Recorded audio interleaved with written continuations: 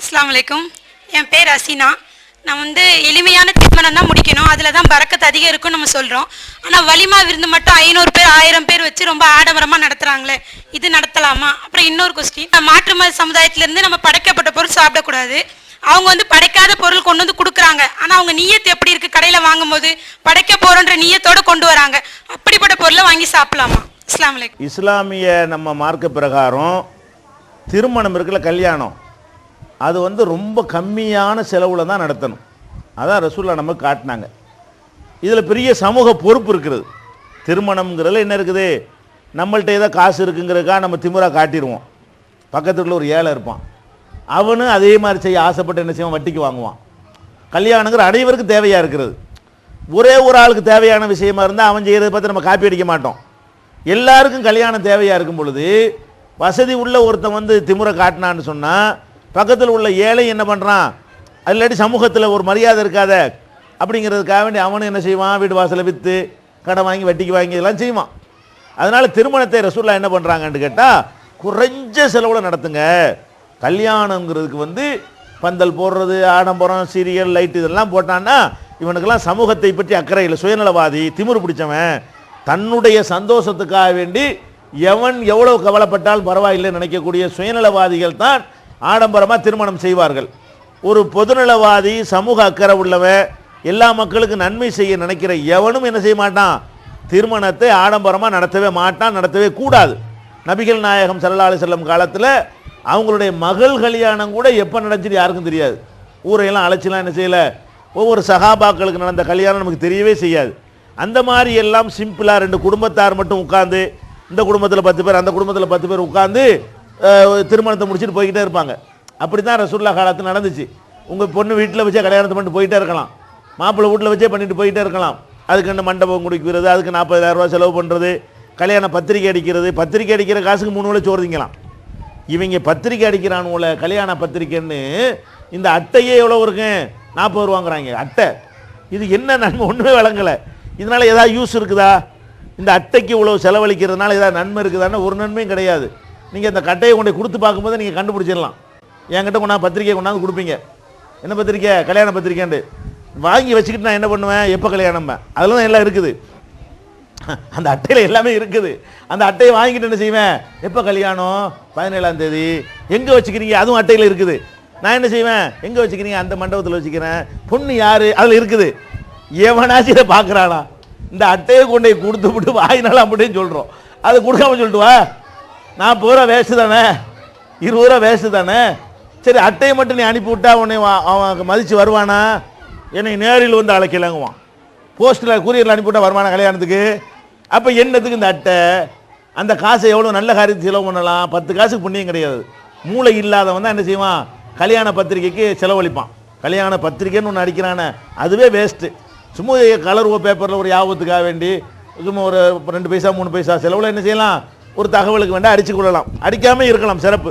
அப்போ கல்யாணத்தை சிக்கனமாக நடத்துகிற மார்க்கம் இது இஸ்லாம். நம்ம தௌஹீத் ஜமாத் வந்த பிறகு 200 ரூபாயெல்லாம் கல்யாணம் நடந்து கொண்டிருக்கிறது. கல்யாணம்னா 5 லட்சம் 10 லட்சம் பட்ஜெட் போடக்கூடிய நேரத்தில் நம்ம தௌஹீத் ஜமாத் வந்த பிறகு என்ன நடக்குது, இன்றைக்கி சீர்திருத்தம் வந்த பிறகு 200 ரூபா 300 ரூபா பேரிச்சை மரத்தை வாங்கி கொடுத்து கல்யாணம் பண்ணிட்டு போயிடுறாங்க. அவங்க தான் சிம்பிளாக. அவங்க கேள்வி என்னென்னு கேட்டால், கேள்வி மட்டும் நான் சொல்லக்கூடாது, இந்த அதில் உள்ள விஷயத்தை மனசில் பதிய வைக்கணும்ல, அதுக்கு தான் அதையும் சேர்த்து சொல்லிக்கிறேன். அவங்க என்ன கேள்வி கேட்குறாங்கன்னா, கல்யாணத்தை சிக்கனமாக பண்ணிவிட்டு திருமண விருந்து இருக்குல்ல அதை பெருசாக செய்கிறாங்களே, பெரிய அளவில் 500 1000 பேருக்கெல்லாம் கல்யாண சாப்பாடு கொடுக்குறாங்களே, அது சரியான்னு கேட்குறாங்க. திருமணத்தை முடித்த பிறகு பிந்தி தான் கல்யாண விருந்து கொடுக்கணும். திருமணத்துக்கு பின்னாடி கொடுக்கக்கூடிய விருந்தை பொறுத்த வரைக்கும் நமக்கு மார்க்கம் அதுக்கு லிமிட் பண்ணலை. மார்க்கம் என்ன செய்யலை, விருந்து திங்கிறது கொடுக்குறது தானே. கல்யாணத்தெல்லாம் முடிஞ்ச பிறகு சோறு திங்கன்னு கூப்பிட்டு போய் சாப்பாடு கொடுக்குறீங்க, சந்தோஷத்தை கொண்டாடுறதுக்காக வேண்டி, அது மாப்பிள்ளை தான் கொடுக்கணும், பெண் வீட்டாருக்கு அந்த கடமை கிடையாது. பெண் வீட்டார் கொடுக்குற விருந்து திருமண விருந்து ஆகாது, அதில் கலந்து கொள்ளக்கூடாது, அவர்களுக்கு அந்த செலவு வைக்கக்கூடாது. பெண் வீட்டாருக்கு அந்த செலவு விருந்துக்கு செலவு கிடையாது, மாப்பிள்ளைக்காரன் தான் என்ன செய்யணும், கொடுக்கணும். அது ரசூலுல்லாஹ் என்ன பண்ணுறாங்கன்னு கேட்டால், அப்துல் ரஹ்மான்கிறவர் கல்யாணம் பண்ணிட்டேன்னு வருவார், ரசூலுல்லாஹ் பார்க்க வருவார். அவர் நறுமணம்லாம் பூசியிருப்பார். என்னப்பா நறுமணம் பூசிட்டு வந்திருக்கிறிய? அப்போ அவர் சொல்லுவார், எனக்கு நேற்று கல்யாணம் ஆச்சு, அப்போ ரசூல்லா கூட கூப்பிடாம கல்யாணம் பண்ணியிருக்காரு. எவ்வளோ சிக்கனன்னு பாருங்க. கல்யாணம் பண்ணினதையே ரசூல்லா கேட்டு தான் தெரிஞ்சுக்கிறாங்க. அத்தர் பூசினதை வச்சு பார்த்து என்ன ஒரு மாதம் ஒரு மாதிரியா வரையில் என்ன செய்தி அப்படின்னு கேட்குறாங்க. நேற்று என்ன கல்யாணம் ஆச்சுங்கிறாரு. அப்போ ரசூல்லா என்ன செய்கிறாங்கன்னா, கல்யாணம் ஆச்சுல விருந்து கொடு, ஒரு ஆட்டையாவது அறுத்து விருந்து கொடு அப்படின்னாங்க. அவுலிம் உலவு பிஷாத், ஒரு ஆட்டை அறுத்தாவது நீ விருந்து கொடுன்னு சொன்னாங்க. அப்போ ஒரு ஆட்டை அறுத்து விருந்து, ஒரு ஆடுங்கிறது பெரிய விருந்து தானே அப்படின்னு நினைக்கிறோம். ஆனால் ஒரு விஷயத்தை நீங்கள் விளங்கி கொள்ளணும், அவர் வசதியானவர். அப்துல் ரஹ்மான் இப்னு அவுஃப் என்பவர் யார்? அந்த சமுதாயத்தில் பெரிய வசதியானவர். அந்த வசதியானவர் காசு பணம் நிறைய இருக்கிறதுனால, உணவுகளுக்கு மக்கள்லாம் கஷ்டப்பட்ட காரணத்தினால நீ ஒரு ஆட்டை அறுத்து விருந்து கொடுன்னு அவங்க சொன்னாங்க. வாஸ்தவம் தான். ஏன்னா வெறும் பேரிச்சம்பழமே ஒரு நாளுடைய உணவு என்று இருந்தது. அதை முன்மாதிரியாக கொண்டு ரசூல்லா அனுமதிச்சு முன்மாதிரியாக கொண்டு நீங்கள் என்ன செய்யலாம், விருந்து நல்லா நடத்தலாம். எவ்வளோ பேருக்கு உங்களுக்கு சக்தி இருக்குதோ கொடுக்கலாம். ஆனால் விருந்து கொடுக்கறதுக்கு ஒரு முறை இருக்குது. என்ன முறை இருக்குது? ஃபஸ்ட்டு முறை என்னன்னு கேட்டால், ஏழைகள் யாரும் விடுபடாமல் கொடுத்தா தான் அதுக்கு பேர் வலிமா விருந்து. விருந்துங்கிறது உங்கள் திமுறை காட்டுறது கிடையாது. நம்ம விருந்து எது கொடுக்குறோம்னா புளிச்சேப்பக்காரனுக்கு தான் கொடுக்குறோம். விருந்து நம்ம யாரை கூப்பிடுவோம்? அவன் 7 நாளாக திண்டு கறியை திண்டு புளிச்சேப்பம் செமிக்காம ஏப்ப கொண்டுட்டு இருப்பான். அவனை கூப்பிட்டுக்கிட்டு விருந்து கொடுத்துக்கிட்டு தெரியும். விருந்து யாரு கொடுக்கணும்? ஏழை பாளைகள். ரசூல் ஸல்லல்லாஹு அலைஹி வஸல்லம் சொல்றாங்க, ஷர்ரு தஆமி தஆமுன் யுதுஆலஹல் அக்னியாவு வ யுத்ரகல் ஃபுகரா. விருந்திலேயே மகா மகா கெட்ட விருந்து என்ன தெரியுமா? செல்வந்தர்கள் அழைக்கப்பட்டு ஏழைகள் விடப்படுவார்களேயானால் அதுதான் விருந்தில் மகா கெட்டதுன்ட்டாங்க. அப்போ நீங்கள் இந்த தெருவில் விருந்துக்கு அழைக்கிறீங்கன்னா எப்படி அழைக்கிறீங்க? பிரமுகரையாக போய் அழைக்கிறீங்க. எப்படி அழைக்கிறீங்க? நல்ல பிரமுகர், கவுன்சிலரு, பணக்காரரு, சொந்த வீடு வச்சுக்கிறவர் அப்படி அழைக்கிறீங்க. போகிற வழியில் 4 குடிசை இருக்கும், சேரி இருக்கும், வீடு இல்லாமல் ரோட்டில் படுத்து கிடப்பான். அவனெல்லாம் விட்டுட்டு நீங்கள் விருந்து கொடுத்தீங்கன்னா அது கெட்ட விருந்து.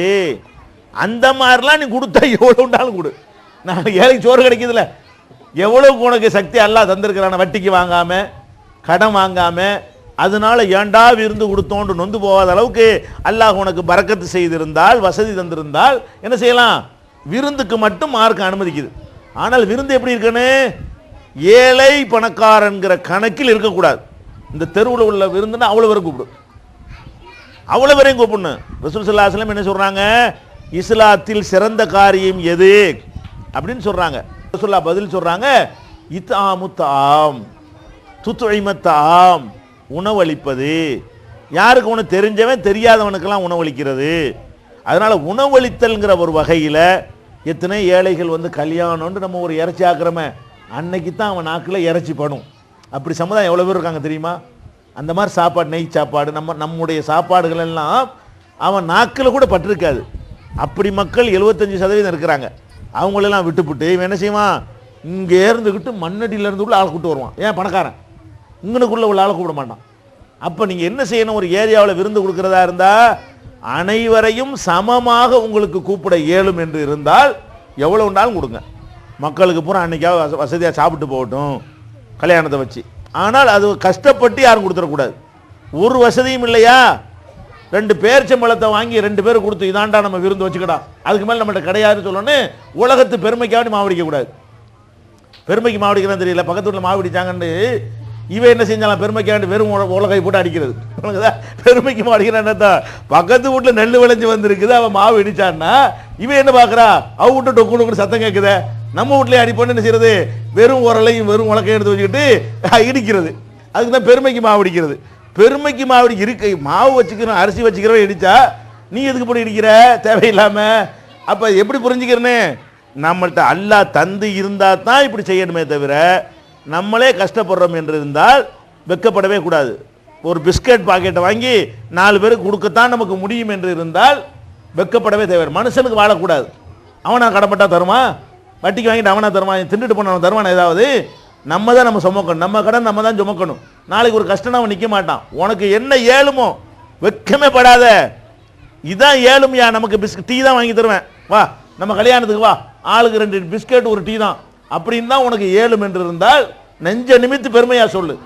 பெருமையா சொல்வதற்கு வெக்கமா இருந்தால் ரசூலுல்லாவை துணைக்கு அழைச்சிக்க. என்ன அழைச்சிக்கிறேன்னு? ரசூலுல்லா சிக்கனமா கல்யாணம் பண்ண சொல்லியிருக்கிறாங்க, அதனால தான் இதை பண்றேன்னு சொல்லு. போ, உனக்கு ரசூலுல்லா துணை வந்துடுறாங்க. உன்னை எவனும் கேலி பண்ண முடியாது. அல்லாஹ்வுடைய ரசூலை துணைக்கு அழைச்சிட்டா கேள்வி பண்ணுவானா? அவங்க தலையில் போட்டு விட்டு சிக்கனமாக பண்ணிட்டு போ. இதான் மேட்ரு. நம்ம வந்து முஸ்லீம் அல்லாத மக்கள் நம்மளும் கலந்து வாழக்கூடிய ஒரு இடத்துல அவர்கள் நமக்கு சில உணவுகளை கொண்டாந்து தர்றாங்க. அதை நம்ம சாப்பிடலாமா அன்னு கேட்குறாங்க. அவங்க தரக்கூடிய எந்த ஒரு உணவையும் சாப்பிடலாம். 2 உணவுகள் நம்ம சாப்பிடக்கூடாது. ஒன்று வந்து அவங்க அறுக்காமல், அவங்க வந்து சும்மா கோழியை கதவுல வச்சு நச்சு சாவடிச்சிருப்பாங்க. அந்த இஸ்லாம் சொல்ல பிரகாரம் என்ன செய்ய மாட்டாங்க, அறுத்து ரத்தம்லாம் வெளியே போனால் தான் நமக்கு ஹலால் ஆகும். அவங்க தண்ணியில் மூழ்கடிச்சு அந்த கோழியை சாவடிச்சிருப்பாங்க. அதை சமைச்சு தந்தாங்கன்னா அந்த மாதிரி பொருளாக இருந்தால், கறி மீன் பிரச்சனை இல்லை, இறைச்சி வகையாக இருக்குமேயானால் அவர்கள் அதை முறைப்படி இஸ்லாம் சொல்கிற முறைப்படி அறுத்திருக்க மாட்டார்கள் என்று இருந்தால் அதை என்ன செய்யக்கூடாது, நம்ம சாப்பிடக்கூடாது. அல்லாத அந்த உயிரை வாங்குறதுக்கு வந்து லைசன்ஸ் என்ன? அல்லாஹ்வுடைய பேரை சொல்கிறதா லைசன்ஸ். ஒரு உயிர் அல்லாஹ் படைச்ச உயிருங்க ஆடு, அதை வந்து நீங்கள் சாப்பிட்றதுக்கு லைசன்ஸ் என்ன? லைசன்ஸ் இல்லாமல் வந்து வண்டி ஓட்டினா பிடிக்கும் தானே. வண்டி ஓட்ட தெரிஞ்சாலும், உங்களுக்கு வண்டி ஓட்டவே தெரியும், 2 வீலர் ஓட்ட தெரியும், ஆனால் லைசன்ஸ் வாங்கலை, பிடிப்பானா இல்லையா? வண்டி ஓட்டவே தெரியாது, அட்டையை காட்டுறான், விட்டுருவானா இல்லையா? இதான் மேட்ரு. அப்போ வண்டி ஓட்டுறதுக்கு லைசன்ஸ் இருக்கிற மாதிரி இந்த கோழி அல்லாஹ்வுக்கு சொந்தமானது.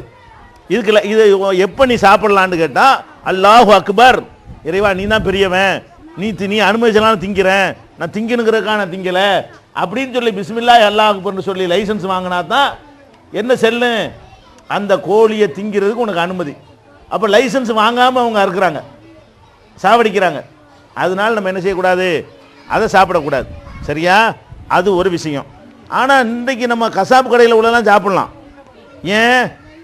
முனிசிபாலிட்டியில் வந்து முறைப்படி அறுக்கிறாங்க. கசாப்பு கடையில் உள்ள இறைச்சிலாம் வாங்குறீங்களே, இந்துக்களே இறைச்சி கடை வச்சுருந்தாலும் சரி தான், அங்கே கசாப்பில் யார் போய் அறுப்பா? முஸ்லீம் தான் பாய் தான் அறுத்து தான் சீல் வைப்பாங்க. சீல் வச்சு தான் வருது. அதனால கோழி மட்டும் தான் கொஞ்சம் சந்தேகப்படணும், ஒழுங்காக அறுத்தாங்களா இல்லையாண்டு. கறியாக இருந்தால் என்ன இல்லை, அது ஒரு பிரச்சனை கிடையாது. இது ஒரு விஷயம். இரண்டாவது, அவங்க தரக்கூடிய உணவுகளில் அதாவது படையல்னு பண்ணியிருப்பாங்க. படையல் ஒரு உணவு கொண்டு ஒரு இடத்துல வச்சதுனால அதுக்கு மேலே ஒன்றுமே இருக்காது. எந்த ஒரு லேபில் கொண்டு டெஸ்ட் பண்ணாலும் அதில் ஒன்றுமே இருக்காது. படைக்காத உணவில் என்ன இருக்குமோ அதுதான் எதுலேயும் இருக்கு, படைச்ச உணவுல இருக்கு. முஸ்லீம் அப்படி செஞ்சாலும் நம்ம சாப்பிடக்கூடாது. எப்படி? ஒரு சர்க்கரை கொண்டு வச்சு நாகூர் ஆண்டவரேன்னு பாத்தியா ஓதி அதில் பயங்கரமாக பவர் வந்துருச்சுன்னு நினைக்கிறான், அதையும் சாப்பிடக்கூடாது. பாத்தியா ஓதிட்டு வந்து சர்க்கரையும் சாப்பிடக்கூடாது. அப்போ இந்து முஸ்லீம்ங்கிறதுக்காக இல்லை, மூட நம்பிக்கைக்கு தான். முஸ்லீம் செஞ்சா திண்டுக்கலாம், அவன் செஞ்சா திங்கக்கூடாதுன்னு நம்ம சொல்லலை. அப்போ அந்த படையல் பண்ணி அவர்கள் தருவார்களேயானால் அதை நம்ம சாப்பிடக்கூடாது.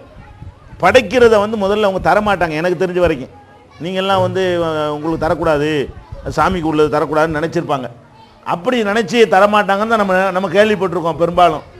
அவங்க வந்து ஒரு தீபாவளிக்கு பொங்கலுக்கு படைக்கிறது தனியாக வச்சுக்கிட்டு இது சும்மா உள்ளது தந்தார்களே, ஆனால் அதை சாப்பிட்டுக்கலாம். அவங்க என்ன கேட்குறாங்கன்னா, வாங்கும்போதே படைக்கிறதுக்குன்னு சொல்லித்தானே கடையில் வாங்கிட்டு வர்றாங்க அப்படிங்கிறாங்க. அப்படி வாங்குறது இல்லை. வாங்கும்போது எப்படி வாங்குவாங்கன்னா, சாமிக்கு நம்பட்டையும் கொண்டு வைக்க மாட்டாங்க, சிலதை தான் படைக்குவாங்க, அதுதான் படைக்கிற நோக்கத்தில் வாங்குவாங்க. மீதி உள்ளது சும்மா சமைக்கிறதுக்காக வாங்குவாங்க. அவங்க என்ன செய்கிறாங்கன்னு நமக்கு தெரியாது. ஆனால் அது படையல்னு ஒன்று இருந்தாலும் சாப்பிடாதீங்க, சும்மா உணவுன்னு தான் சாப்பிடுங்க. அது நீங்கள் விசாரித்து தெரிஞ்சுக்கலாம். அதை